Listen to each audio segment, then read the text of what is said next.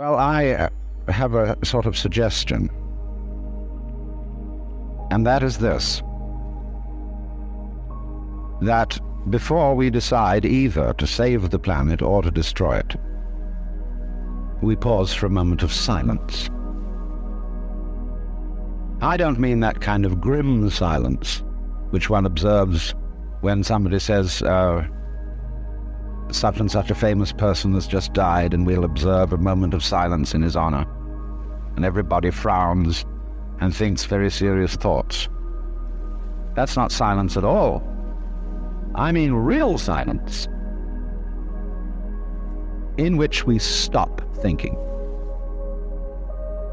and experience reality as reality is. Because after all, if I talk all the time, I can't hear what anyone else has to say. And if I think all the time, and by that I mean specifically talking to yourself subvocally inside your skull, if I think all the time, I have nothing to think about except thoughts. And so I'm never in touch with the real world. Now, what is the real world? Some people have the theory that the real world is material or physical. They say it's made of kind of a stuff. Other people have the theory that the real world is spiritual or mental. But I want you to point out that both those theories of the world are concepts. They are constructions of words. And the real world is not an idea. It is not words. Reality is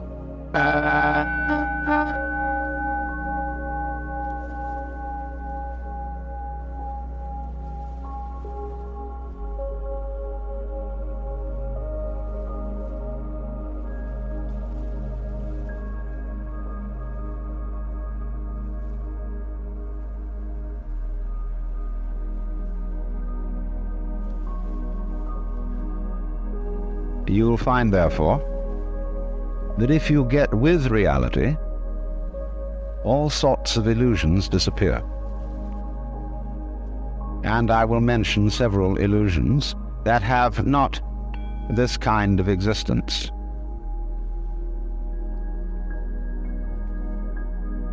Let's begin with some very down-to-earth ones, like money. Money is a very useful method of accounting. It is a measure of wealth, in the same way as inches are measures of length and grams measures of weight. You cannot eat money. You could have a fantastic quantity of dollar bills and stock certificates on a desert island, and they would be useless to you. What you would need would be food and animals and companions. Money simply represents wealth in rather the same way that the menu represents the dinner. Only we are psychologically perverted in such a way that some of us would rather have money than real wealth. But you know, you cannot drive in 5 cars at once, even though they be Cadillacs. You cannot live simultaneously in 6 houses, or eat 12 roasts of beef at one meal. There is a limit to what one can consume.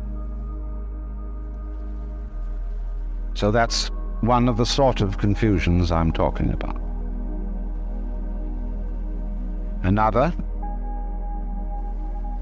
is that we confuse ourselves as living organisms with our idea of ourselves. That is to say, with a conception of myself which is called the personality or ego.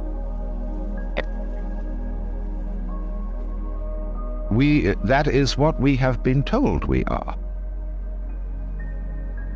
And it's an extremely crude and limited conception of oneself. of the actual, unique living organism. And we get unhappy because we're thinking of ourselves in this way, because we think, well, gee, I'm going to die. I once talked to a woman who came to me and said she was afraid of death. And we went into it in a long conversation. I said, what are you really afraid of?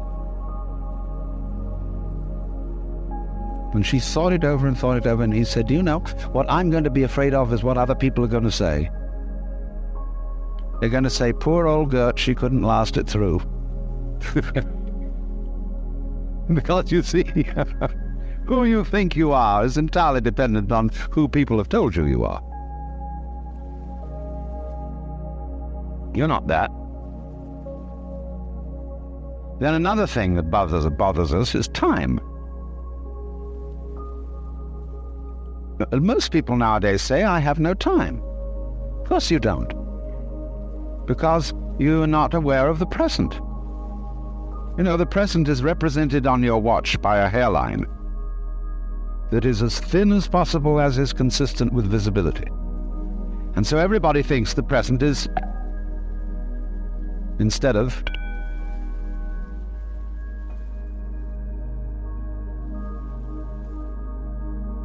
now, the present is the only real time. There is no past, and there isn't a future, and there never will be. We think ordinarily of the present as an infinitesimal point at which the future changes into the past. And we also do a terrible thing. We imagine ourselves to be results of the past.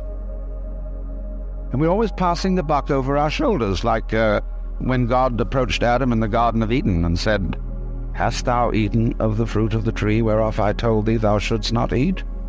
And Adam said, this woman thou gavest me, she tempted me, and I did eat. And God looked at Eve and said, hast thou eaten of the fruit of the tree whereof I told thee thou shouldst not eat? And she said, the serpent beguiled me, and I did eat. And God, out of the corner of his eye, looked at the serpent. The serpent said nothing.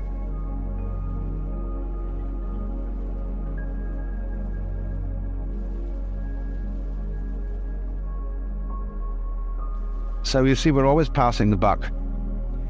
We don't realize that the past is caused by the present, as the wake of a ship flows back from the prow. Now, the wake doesn't drive the ship any more than the tail wags the dog.